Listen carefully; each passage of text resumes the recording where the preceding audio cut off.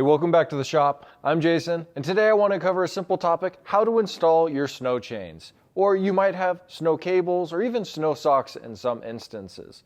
And 9 different items that you should probably have with you to make it a more enjoyable experience. Not that crawling around in the slush and the snow is going to be awesome, but getting back in the car and feeling great about it, that's really where we should be. So let's jump right into it.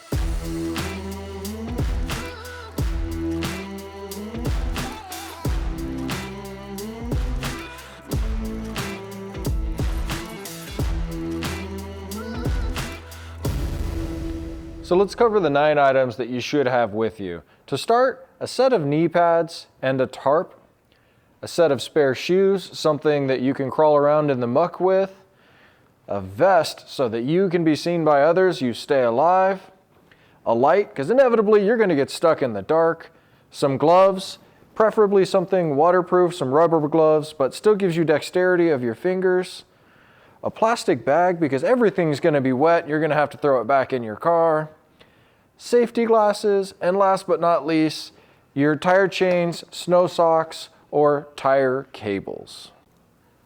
So why am I even talking about this? Well, Old Man Winter has his grip on the country right now, and it is frozen all over the place. The last place you want to be is stuck in the snow on the side of the road where there's a highway patrol checkpoint looking for chains and you've never put them on your car. That sucks, because now you're not sure what to do, you're freezing, you're probably wet because the chain up locations are never in the deep snow. They're always before you get to the snow where it's sloshy, gooey, and gross. So now is the time to try to figure out how to do it, get proficient at it, so that when you're on the side of the road and there are cars whizzing by your head, you can put them on safely. The first thing you're gonna do is pop open your bag and see what they look like. Let's open mine up. So my truck uses chains, and the first thing you're gonna see is that when you pop that bag open, it's a giant garbled mess. Well, this is where your first location for your knee pads are gonna come into play. If you're putting these on your car, you're gonna be on the side of the road. You might be in gravel, you might be on paved surface, who knows what it's gonna look like. They could have spread salt, they could have spread rocks, they could have spread sand, any number of different things. And the first time you kneel down on a sharp rock, you're gonna be really thankful you're not feeling that in your kneecap. You might not have a set of knee pads, so you can use a towel, a blanket, any number of different things. Just protect your knees while you can. So typically in your chains or in your cables, you're gonna have a set of instructions, some spare links, and more than likely a garbled mess just like this. Thankfully, mine's separated out pretty nicely. So your instructions should be laminated, much like these are. Read over them and familiarize yourself with them. You're gonna wanna know how to do this not in the snow. I can't say that enough times. So get your chains unwrapped, get them figured out. Cables are going to be just as much trouble as chains. There we go, now we're getting straightened out. Now let's take this over and get it on the truck. So this moment right here is precisely when you are going to be thankful that you brought a tarp. Again, if you're putting your chains on, you're going to be in a chain up zone more than likely, which isn't going to be in the soft, fluffy snow. It's going to be where there's a snow slush mix, and the side of the road is going to be a disaster. So you're going to kneel down in inches potentially of slush and be soaking wet, uncomfortable, and angry at the situation. The next thing would be if you brought a spare jacket, because you're going to be getting really friendly with this tire, reaching around, climbing under, getting these chains on. So having done this at home, you will know that you want your links oriented in such a way that they're not going to damage the sidewall of the tire, which your instructions will explain. On my chains, there's a soft side and not a sharp side, but a pokey side. So that means that the yellow side goes around to the front. Let's throw this under here.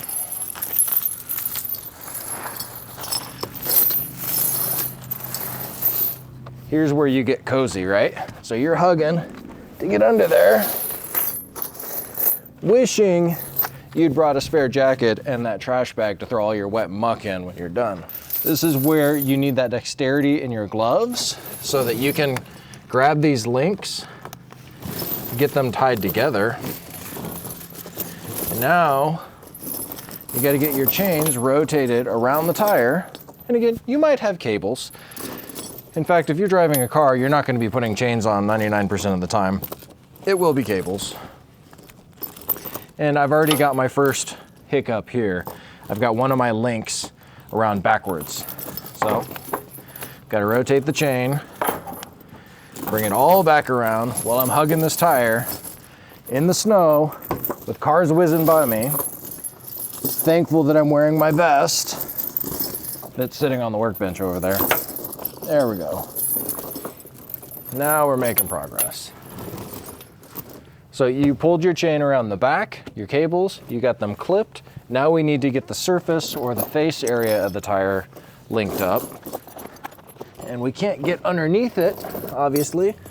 That's where we can rotate and get it close before we do our final fit. This whole thing turned into a garbled mess. This is why we're doing it warm comfortableness of our driveway. Our links are straight all the way around. We can take the top section, get it locked into place. We have an adjustable set of rings here. Make sure we're hanging off of the back. Now we have our tensioning chain and hook.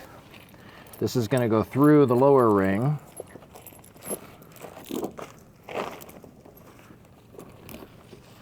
We line our chain up, lock it into place, and then we have our follow rings here. We're going to go up and through,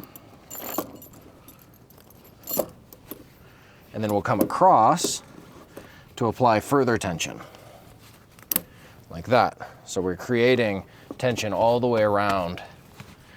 Now, if it's nighttime, you've got your flashlight and you're safe.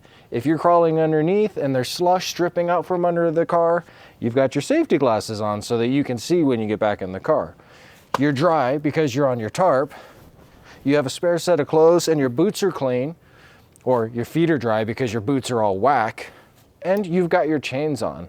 The next step would be to roll forward or roll backwards, making sure that everything stays in place. Get one more tension on these so that they don't whack about. Because if one of these guys comes off and you're spinning down the road at 30 miles an hour, you could kiss the side of your car goodbye. It's gonna destroy everything, break windows. I've seen some incredible damage from these things. One final check behind.